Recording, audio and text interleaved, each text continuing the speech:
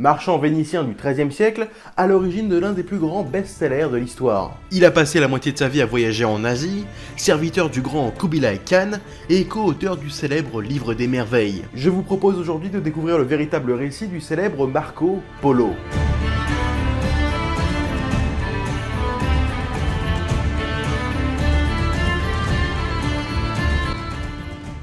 Marco Polo naît en 1254 à Venise, le cœur de la République de Venise. Oui, l'Italie n'était pas un pays unifié à l'époque, mais ça j'en ai déjà parlé dans la vidéo sur De Vinci. Issu d'une riche famille de marchands vénitiens, Marco grandit en sachant qu'il est destiné à marcher sur les traces de ses parents. Son père et son oncle, Niccolo et Matteo Polo, sont déjà de sacrés voyageurs, habitués à se rendre en Asie. Car oui, à l'époque, la vie de marchand était parfois compliquée. Certains devaient parfois partir de chez eux pendant plusieurs années, ce qui était le cas pour les frères Polo. Vous vous doutez bien que rejoindre la Chine à pied ou à cheval, quand on part d'Italie, ça fait un sacré chemin. Et pour s'y rendre, les Polos utilisent la célèbre route de la soie. Ce qu'on appelle la route de la soie, c'est un réseau de routes commerciales mettant en relation l'Europe et l'Asie. Tout commence au 1er siècle où les Romains découvrent la soie. Les premiers échanges de soie ne sont pas faits directement entre Romains et Chinois. D'ailleurs, les Romains ne connaissaient absolument pas la Chine, et quand ils ont commencé à entendre parler d'eux, ils pensaient que c'était des êtres fantastiques capables de vivre 200 ans. Ouais, mal renseignés les mecs. En fait, les premières arrivées de soie en Europe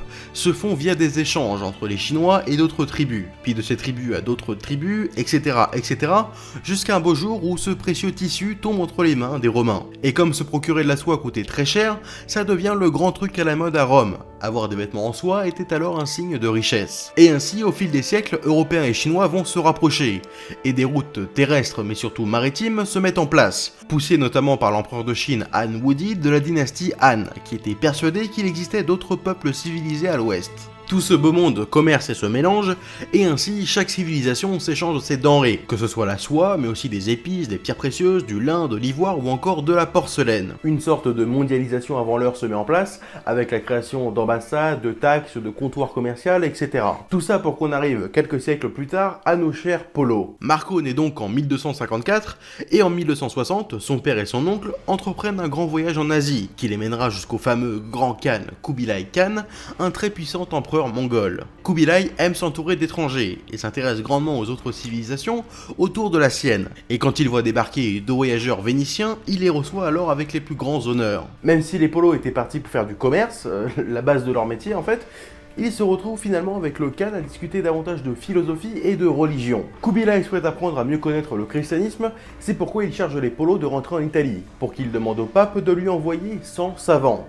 Pas 99, pas 101, 100 savants, dans le but qu'on lui explique en détail les us et coutumes du christianisme. Kubilai est bouddhiste, mais ça ne l'empêche pas d'être connu pour être très ouvert d'esprit et très curieux. Niccolo et Matteo se hâtent donc de rentrer en Italie, mais une fois sur place, ils apprennent que le pape a tout récemment passé l'arme à gauche. Alors ils attendent qu'un nouveau pape soit nommé, mais les délibérations prennent du temps. Beaucoup de temps, si bien qu'ils font demi-tour, quittent Rome et retournent à Venise. Les frères Polo rentrent donc chez eux en 1269, soit au bout de 9 années de voyage. Quand je vous disais que les marchands étaient habitués à partir de chez eux longtemps, c'était pas une blague. Niccolo retrouve son fils Marco, désormais âgé de 15 ans, qu'il n'a donc pratiquement jamais connu. Marco avait en effet passé son enfance éduqué par son grand-père, Andrea Polo, lui aussi ancien marchand à la retraite, en attendant de lui aussi pouvoir partir enfin à l'aventure avec son père. Et ce qu'attendait Marco depuis tant d'années arrive enfin. En 1271, Niccolo, Matteo et maintenant le jeune Marco, âgé de 17 ans, peuvent enfin prendre la route à destination du palais de Kubilai.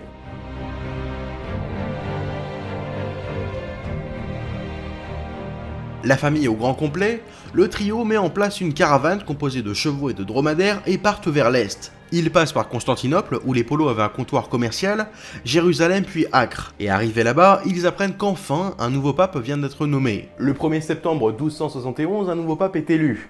Et cette élection va d'ailleurs rester dans l'histoire car c'est la plus longue qu'ait connue la papauté. La période du sede vacente, du siège vacant en latin, a en effet duré 2 ans et 8 mois, entre la mort du pape Clément IV en 1268 et l'élection de Grégoire X en 1271. Ils peuvent donc enfin ramener à Kubilai ce qu'il attendait, ces fameux 100 savants. Sauf qu'en fait, ils arrivent à convaincre seulement 2 prêtres dominicains de les rejoindre. Bon, on est loin des 100 savants, mais le Khan devra faire avec. Les Polos suivent la route de la soie et bravent de nombreux dangers. Ils s'arrêtent dans les villages où ils échangent quelques denrées emmenées d'Acre contre un endroit où dormir, de la viande séchée et un peu d'eau. C'est là que les deux prêtres décident de lâcher les polos. Ils prennent peur et font demi-tour. Le trio Polo sont alors les seuls à marcher vers le Khan. Ils échappent aux embuscades des bandits locaux, notamment ceux tendus par les Tartares, que j'avais évoqués dans une précédente vidéo, avant de se confronter au désert de Gobi, l'un des lieux les plus arides au monde. Bon, en fait, on n'est pas sûr qu'ils soient passés par le désert de Gobi. Leur itinéraire est très peu connu car pas renseigné par Marco, mais il évoque quand même le fait d'avoir traversé un désert et d'avoir entendu une sorte de son, presque une musique, qui semblait sortir des dunes. Ce qui correspond certainement au phénomène connu aujourd'hui sous le nom de chant des dunes. C'est en gros les milliards de grains de sable qui frottent entre eux et ce qui donne ce son assez intense et presque mélodieux. Je vous laisse écouter.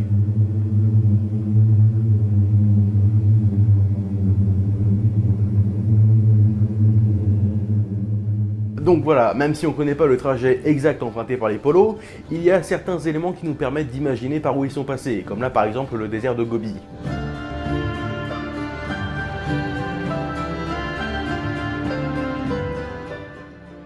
Ils arrivent finalement au bout de 3 ans de voyage au palais du Khan à Cambaluc, ancien nom de Pékin, et lui rapportent un exemplaire de la Bible, des huiles saintes et quelques pierres précieuses, mais pas de savants. Les polos sont reçus comme des princes et Marco a enfin sous les yeux tout ce dont lui avait parlé son père. Marco Polo découvre et s'émerveille devant cette nouvelle culture, et profite des avantages de vivre au sein de la cour du Khan. Il observe et analyse les mœurs et les coutumes de ce peuple, et constate leur avance sur les Européens dans de nombreux domaines. Des observations qui lui serviront plusieurs années après pour son célèbre ouvrage. On sait également que Marco Polo parlait 5 langues. En dehors de sa langue natale, il parlait le mongol, le chinois, l'arabe, le persan et le ouïghour, qu'il apprend certainement en Chine.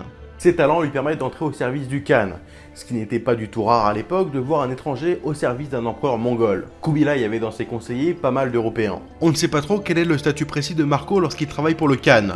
Enquêteur messager ou bien agent de renseignement, on sait juste qu'il dépendait directement de l'empereur et non de l'administration, et qu'il avait pour habitude d'être accompagné d'une escorte. C'est ainsi qu'il voyage aux 4 coins de l'empire du Khan pour accomplir ses différentes missions, sans que l'on sache vraiment de quoi il était question. En fait, ces tâches n'étaient certainement pas très intéressantes, et Marco préférait se tourner vers les peuples, les cultures et les animaux qu'il rencontrait. Et tout ça fait que Marco Polo voyage beaucoup.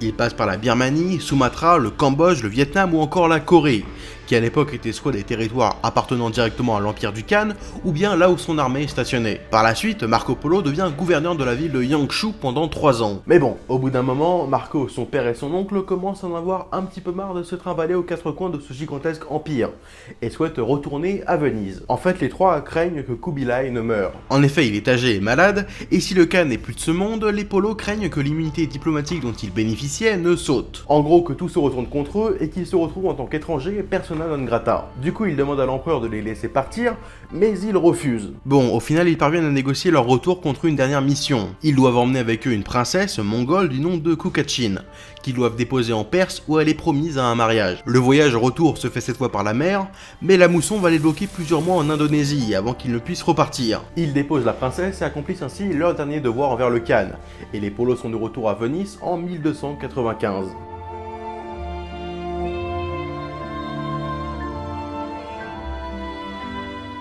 Ils sont de retour après 24 ans de voyage. Marco a alors 41 ans. Je sais pas si vous vous rendez compte, mais il était parti, il avait seulement 17 ans. En 1298, un conflit éclate entre la République de Venise et la République de Gênes. Oui, l'Italie pas unifiée, tout ça on connaît. Les deux États s'affrontent dans de gigantesques batailles navales, dans lesquelles participe Marco Polo, mais son navire est coulé et il est fait prisonnier. Il est transféré dans une prison de Gênes, et c'est là qu'il va dicter pendant sa détention ses mémoires à son codétenu, un certain Rustichello de Pise. Marco reste en prison 2 ans, ce qui lui laisse tout le temps de raconter son incroyable voyage. Et Rustichello lui voit venir le best-seller à plein nez. Et il voit juste.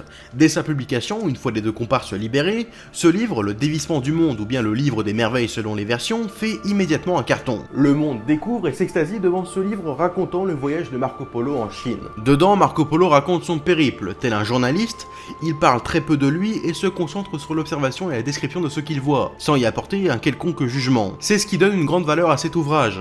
On n'est pas face à une analyse du point de vue européen, mais juste des faits. On en fait de nombreuses copies manuscrites, le livre se répand et est traduit dans de nombreuses langues. Il deviendra d'ailleurs le livre favori de bon nombre d'explorateurs comme Vasco de Gama ou encore un certain Christophe Colomb. Et pourtant ce livre fait débat, et ce dès sa publication. En effet, beaucoup le traitent de menteur. Il est vrai que le livre remettait en question beaucoup de choses, notamment sur les croyances chrétiennes de l'époque, et ça a pas tellement plu. Beaucoup l'accusent d'avoir tout inventé, et il faut l'avouer qu'il y a un peu de vrai là-dedans. Le problème c'est que dans le livre des merveilles, il y a le mot merveille. Et oui, Marco Polo ne s'est pas gêné pour enjoliver son récit avec différents contes, fables et légendes. On se retrouve alors avec des descriptions de chats à visage humain, d'oiseaux géants, et même de chevaux avec des cornes sur le front. Ouais, des licornes. Du coup, certains vont passer pas mal de temps par la suite à tenter de démêler le vrai du faux dans le récit de Polo.